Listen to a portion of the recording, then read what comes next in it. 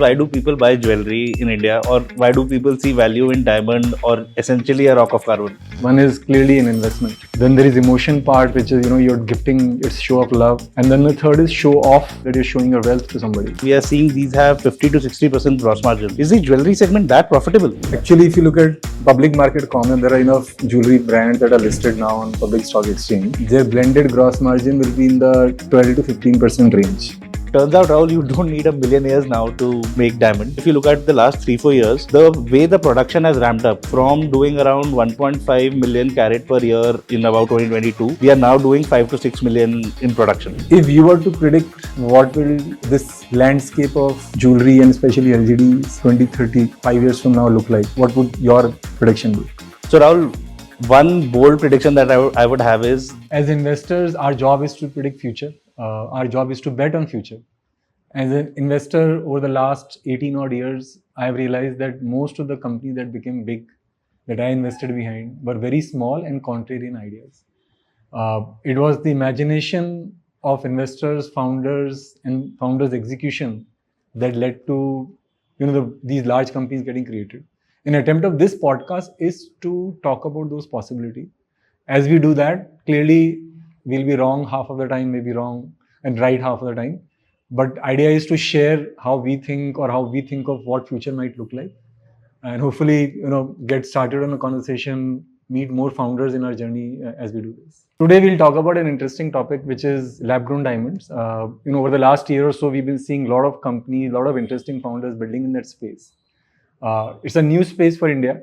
And today we have Varun and myself have maybe a short chat about what is so interesting about LGDs. sure. So, Rahul, my first basic question is, why do people buy jewelry in India, or why do people see value in diamond or essentially a rock of carbon? Interesting question. I may not know the real answer because it is typically women who buy jewelry. But I can guess. I would say there are three broad reasons why people buy jewelry. One is clearly an investment, especially with respect to gold.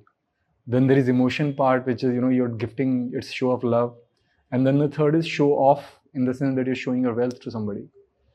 With diamonds, interestingly, the investment part did not play out. As in, if you look at last 10, 12 years of diamond prices, not much has changed. So at least my view is that diamonds are being used either as a gifting or a show of love and emotion, or as a show of wealth, that I can wear this large diamond on my finger or in my ears. That's interesting, Rahul, because nothing shows love like a rock that is mined from 100 kilometers below the surface of Earth. But coming to a serious conversation, Rahul, if you see the LGD market, the way it has played out both in India and in US, I would say this value proposition for the consumer is actually changing. The way the consumer, at least in my mind, is seeing today, specifically the diamond category, is not what is the resale value that I can get out of it, or what is the exchange value that I can get out of it, but they're more seeing how aesthetic is it, or how does it make me look, or how fashion forward can I be. Basically, I would argue that design has now become the primary purchase factor when a consumer is going on to buying a diamond. Interesting point, though. I would argue, Varun, that in India, when you buy a car also, you look at resale value. Right? So anything which is high OV, you still want to know what will it be 5 years down the line if you were to sell it. So I don't think resale value part has gone away. But yes, because of LGD, the price of diamond has come down significantly. Now it is like 50-60% versus mined diamond. And what that means is we'll see two kind of people wanting to upgrade their diamond. So if I was buying a half a carat, I can now afford a 1 carat. At the same time, at the lower caratage, which is, let's say, half, 25 cents and below, you will also see people using LGDs as part of the fashion accessory. So what was a 2, 3, 4,000 rupee piece, which had a stone, not a diamond, can now have LGD. So we'll see both those segments emerge. That's an interesting observation, Rahul, specifically the idea that this might become a fashion category. Even the companies that we are seeing today are in two dimensions, I would say, or two extremes. The first one that we are seeing are the sub 5K category in price point, which is essentially your everyday fashion category, which the one that you were mentioning. But we're also seeing brands that are building 40K plus price point LGDs, which are essentially an alternate to fine jewelry. Very true. Very true. But Narol, if we shift towards the business side of things, these brands that I'm mentioning, we are seeing these have 50 to 60% gross margins. Is the jewelry segment that profitable? That's an interesting part. Actually, if you look at public market comment, there are enough jewelry brands that are listed now on public stock exchange. Their blended gross margin will be in the 12 to 15% range. Now, part of that is because the gold, which is a heavy part of that jewelry, that's only 3-4% gross margin. On diamonds, yes, people do make maybe 15 to 20%, 30% in some cases. But the bulk of margin, this margin driver, is the making charges, which is, at the lowest end, maybe 5 to 10%, and the higher end could be around 25%. Now, clearly, Tanishq is an outlier. I think at an overall level, their blended gross margin is maybe 5% more than most public market comp. But because they've also built this notion of trust in consumers' mind, so that has played in their favor. But yeah, generally, gross margins have not been this high in the regular jewelry category. Understood. Though, see, I think what is also happening is the supply side, because the reason uh, even in diamonds people are able to charge up to 30% is because these are very unique pieces. As in, assumption here is that this particular diamond is different than the other diamond, whereas LGD supply chain is very different. Turns out, Rahul, you don't need a million years now to make diamonds. So the way I understand it, LGDs are manufactured in two ways. One is your HPHT technology, which is high pressure, high temperature. The other is CVD, which is chemical vapor deposition. Basically, in the first one, or the HPHT one, you are mimicking the process in a furnace where high pressure and high temperature is applied to a diamond or carbon. In the other one, you are introducing a chemical gas, mostly a methane gas, out of which the carbon then crystallizes into forming a diamond. Now, both of them have different outputs. Typically, for LGD production, CVD is the dominant method, both in India and outside, specifically because through CVD requires lower energy, smaller machines, but also the diamond that you get out of the CVD process is actually much purer diamond, so to say. Basically, Between the two also. Basically, the HPHT diamond is more yellow and brownish in color, whereas the diamond produced by CVD, this is more similar to a VVS cut diamond when you compare it to a mined diamond. So in India also, if you look at it, 90% of production is in Surat, Wow. right? One And place, huh? in one place, right? And that is where traditionally diamond cutting and polishing has been there, right? On the other hand, if you look at the last 3-4 years, the way the production has ramped up from doing around 1.5 million carat per year in production in about 2022, we are now doing 5 to 6 million in production. So the supply has ramped up 4x in the last 3 to 4 years. Wow. And basically, what you are saying is LGDs are machine produced. Right. And maybe that is the reason why their prices have also come down. As in, you talked about gross margin, but if you look at the LGD prices in the market, they've been down about 50-60% over the last year or so. No, I agree, Rahul. The prices have come down 50 to 60%, but in my view, they've hit a floor, and that is specifically because if you look at the cost of production from the CVD process, see, unless or until a new technology comes in, that's a separate story, right? But if you look at it from a CVD process today, the cost of manufacturing, 50-60% cost is the cost of electricity which you require to run a reactor. The remaining 30% cost is the cost of labor that you need for cutting and polishing. So I don't think cost can go down further. Got it. So Varun, that's an interesting take. We talked about demand. What are we seeing people building for? We talked about supply margins. Now you are the younger amongst the two of us. If you were to predict what will, let's say, this landscape of jewelry and especially LGDs 20-30, 5 years from now look like, what would your prediction be? So Rahul, one bold prediction that I would have is the demand for diamonds. Now, when I say diamonds, it could be both mined and lab grown, will obviously increase, may not be in value, but in volume for sure. And the way that you were describing earlier, right, that the prices have fallen down 50 to 60%, so that introduces or makes diamond accessible to much more of an audience. So keeping that in mind, at least I see three segments to play out in this market. The first segment is the sub 5K price point category, where your LGD is embedded into a gold plated base of jewelry. This will be more of an everyday fashion category that we discussed.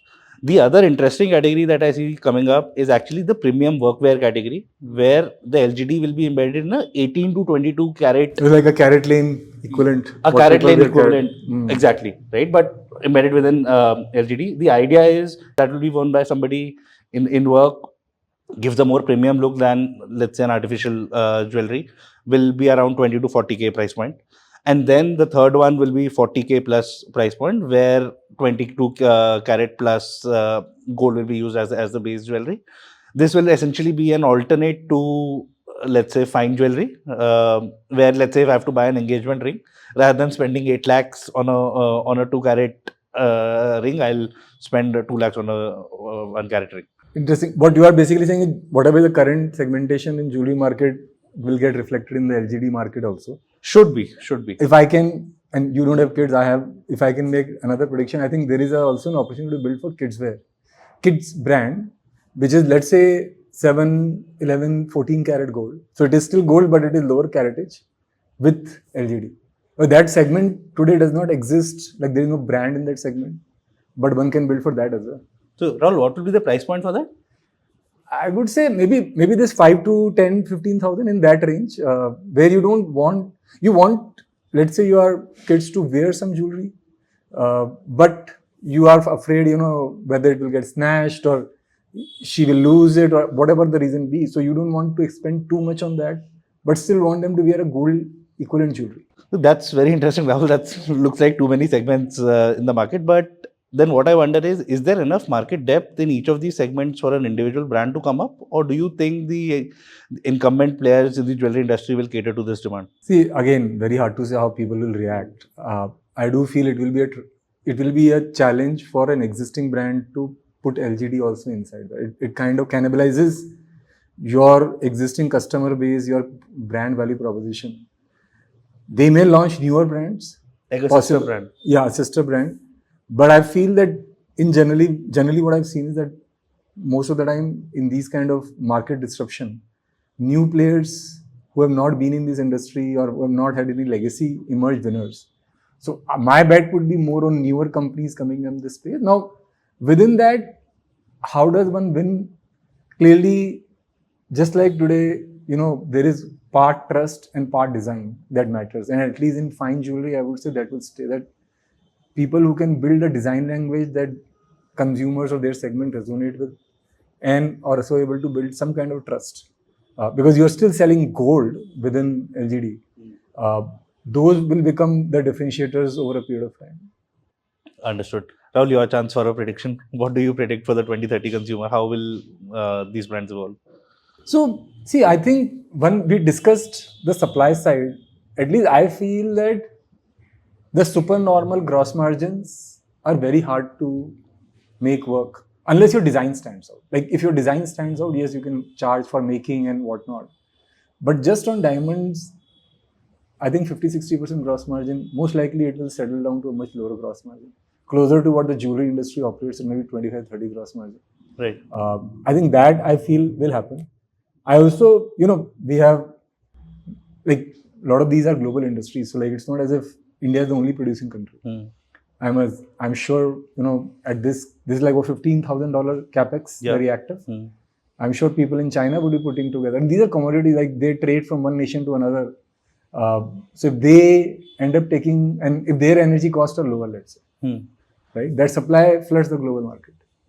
So, that also changes some, even without any technology change, there is a change in the supply side cost that I do feel will happen going forward.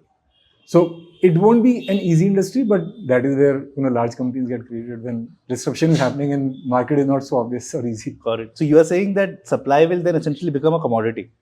At least for the diamond part, yes. Interesting. And that's why the margins won't hold. Exactly. Yeah. Got it. Very interesting. And Rahul, if we think about the GTM for these brands, right? Specifically, if you look at the behavior, a lot of people, given that this is a sunrise category in some sense, right? A lot of people discover LGDs online, either through social media, Instagram, or the likes, right? And the first thing they're attracted by is design. So because the discovery is happening online, do you think from a GTM standpoint, there is an opportunity for a pure play online brand to be built? Or do you think this will be similar to an omni-channel play or an offline in catchment area play that essentially current jewelry brands do?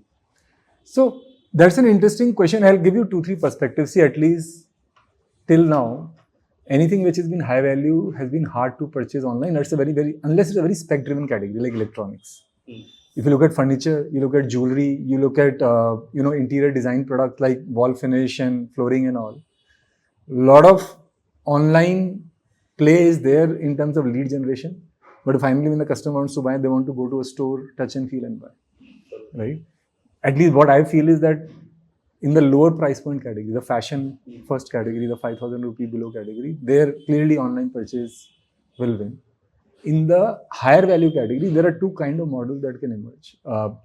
There could be an offline model which is a small where you do a lot of online lead generation. We saw last year a furniture company which basically used WhatsApp to nurture leads by engaging with the customer. So it was not just a catalog that you threw to a customer. There was WhatsApp interaction that was happening. And then when customer wanted to go to a store and see the product, they were like 30% ready. Now they wanted to see the product. Then they will guide them to a store, right? In that case, you don't need a very opulent walk-in kind of store. Maybe a smaller store format might work. But then there's another school of thought, which is you to buy a premium jewelry, 40, 50,000, 90,000 rupee piece. You want an environment which makes you feel like a premium customer. In which case you want a larger store, which is what today's model is. So I feel both, and this depends primarily on how founder wants to build also. What do they focus on first? But I think both models are possible. And at least in LGD at a higher price point, we have seen both the models today in India. So 5 years out, I think both of them are possible. Not enough people are doing lead nurturing today, despite the high OV this business provides. On this point, Rahul, if you look at the fine jewelry category, right, the prices or the AOVs for LGD based jewelry versus fine jewelry that we get today will be lower. So, do you think from that perspective, the store size, the amount of capex that you invest in these stores, the OPEX that you invest will also have to change? In some sense, they will have to be reimagined as well. Interesting question. I'll tell you, I have two responses. One is that generally when people go, they go with a budget in mind. They don't go with saying, I want to buy 1 carat diamond. They go and say, I want to spend maybe 80,000, 90,000 rupees for this particular occasion. Now, what is happening or what likely to happen is that instead of a half a carat, you'll maybe buy what size you had in mind. Now you'll be able to buy slightly bigger piece. You'll upgrade. And pay similar amount. So it is not that people's spending will come down. Having said that, you earlier alluded to the market itself expanding with lower price point. So what might also happen is that for certain price points, people were not even coming to that store.